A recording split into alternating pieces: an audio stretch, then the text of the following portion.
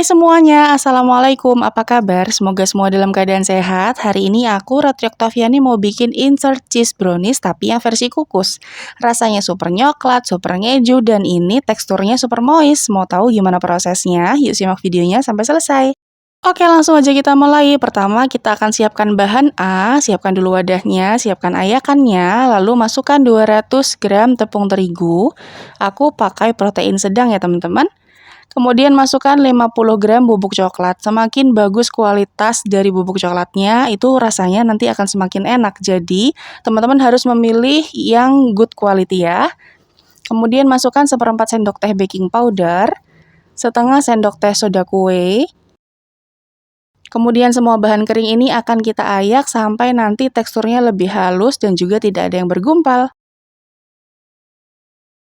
Nah, ini pertama-tama aku aduk dulu teman-teman karena ayakannya terlalu penuh, jadi takutnya tumpah-tumpah.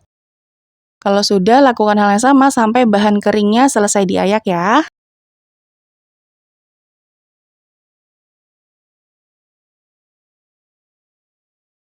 Setelah selesai diayak, bahan kering ini kita aduk dulu sampai tercampur rata supaya nanti memudahkan proses ketika kita mengaduk adonan.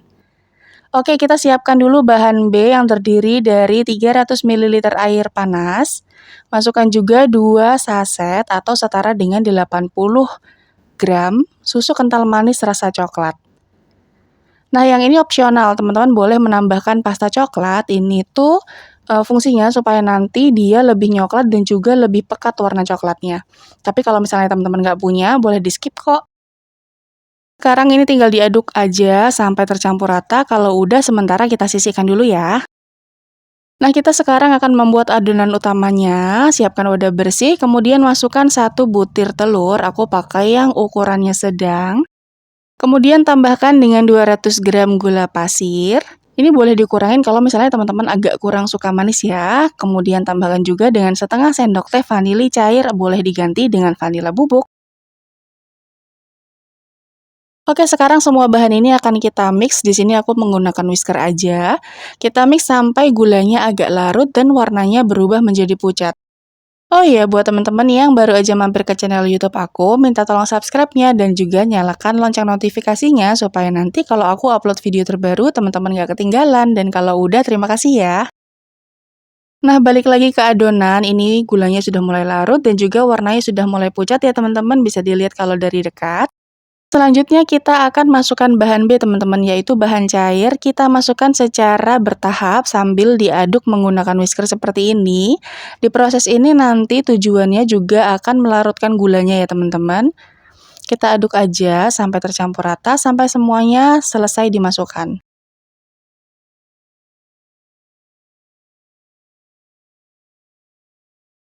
Nah, sekarang kita akan masukkan bahan keringnya ya teman-teman, atau bahan A yang tadi sudah kita ayak.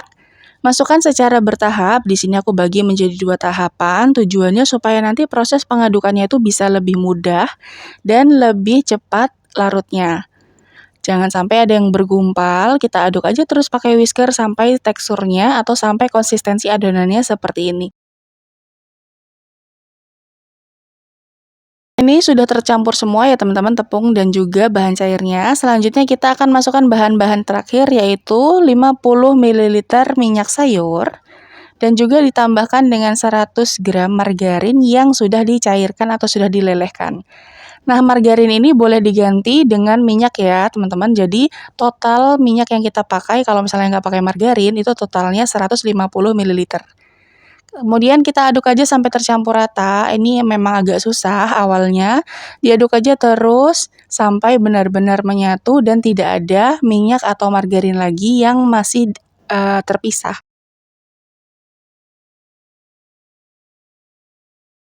Semua bahan sudah masuk ya teman-teman, sudah tercampur rata seperti ini. Lalu step akhir kita aduk menggunakan spatula untuk memastikan bahwa tidak ada minyak dan juga tidak ada tepung yang masih mengendap di bagian bawah. Kita aduk dan juga teman-teman bisa lihat konsistensi adonan akhir itu seperti ini. Jadi dia bukan yang cair banget dan bukan yang kental banget, pas banget seperti ini.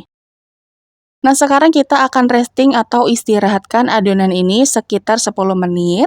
Setelah 10 menit kita buka tutupnya, kemudian kita aduk dulu sampai nanti tercampur rata. Nah, setelah diistirahatkan, tekstur adonannya agak lebih mengental ya teman-teman. Untuk fillingnya di sini aku sudah siapkan keju oles, aku pakai yang seperti ini, kemudian dipotong kecil-kecil sesuai dengan selera dan juga sesuai dengan keinginan teman-teman untuk size-nya. Dan untuk cetakannya aku pakai cetakan mawar yang sudah aku olesi dengan margarin seperti ini supaya nanti bagian bawahnya nggak lengket ya teman-teman. Yuk langsung aja kita isi cetakan dengan adonan yang tadi sudah kita buat. Pertama-tama kita isi dulu setengah dari tinggi cetakan atau kurang lebih setengah centong sayur ya teman-teman. Kita masukkan adonannya sampai selesai.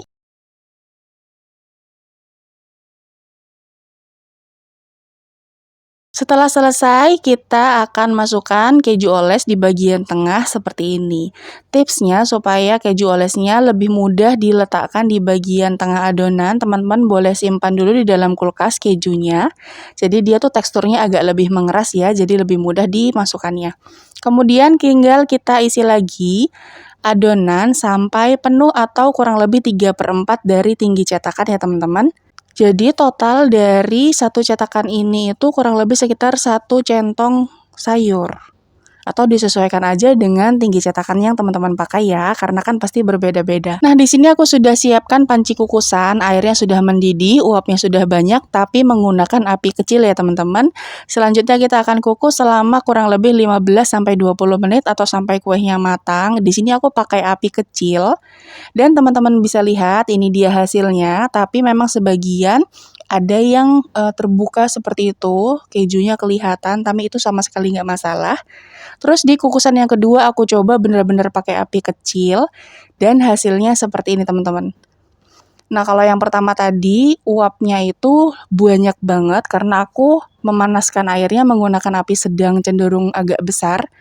Tapi yang kedua ini aku benar-benar menggunakan api yang kecil dan hasilnya lebih cantik, tidak ada yang terbuka. Ya ada sih sedikit seperti ini tapi nggak masalah lah ya. Ini nggak lengket kok teman-teman kejunya. Dan ini dia hasilnya teman-teman. Hasilnya tuh satu adonan banyak banget. Aku mendapatkan sekitar 22 pieces dengan menggunakan cetakan mawar yang super duper cantik banget teman-teman, bisa dilihat ya. Dan udah deh jadi, ini dia hasilnya teman-teman, insert cheese brownies versi kukus yang hasilnya super duper moist banget. Wangi coklatnya itu enak banget teman-teman, apalagi ketika dibelah seperti ini, kejunya banyak, di dalamnya juga lumer kalau teman-teman lihat. Karena kita tadi pakai keju oles, jadi memang terasa lumernya seperti ini ya teman-teman. Dan ini tuh rasanya nyoklat banget, ngeju banget. Kalau misalnya teman-teman mengisi bagian tengahnya dengan keju yang agak banyak, itu tentunya nanti akan semakin enak rasanya. Kalau untuk suguhan di acara-acara penting seperti arisan, atau isian snack box, atau buat ide jualan lainnya, teman-teman bisa mengemas dengan menggunakan mika, atau juga bisa dengan kemasan plastik yang lucu seperti ini. Super cantik banget loh ini hasilnya teman-teman. Selain rasanya yang enak banget, nyoklat, ngeju, manisnya juga pas, nggak bikin seret, terus teksturnya yang moist. Pokoknya cocok banget deh untuk teman-teman recook, untuk teman-teman jadikan ide jualan, atau hanya sekedar suguhan di acara-acara penting keluarga kalian. Oh iya, satu lagi teman-teman, ternyata resep ini bisa digunakan untuk dipanggang di teflon yang teflon martabak itu, atau juga bisa digunakan untuk versi kukusnya. Oke teman-teman, sekian dulu video kali ini. Terima kasih ya sudah nonton videoku sampai akhir. Selamat mencoba, semoga berhasil. Sampai jumpa di video selanjutnya. Wassalamualaikum, bye. Jangan lupa like, share, dan subscribe.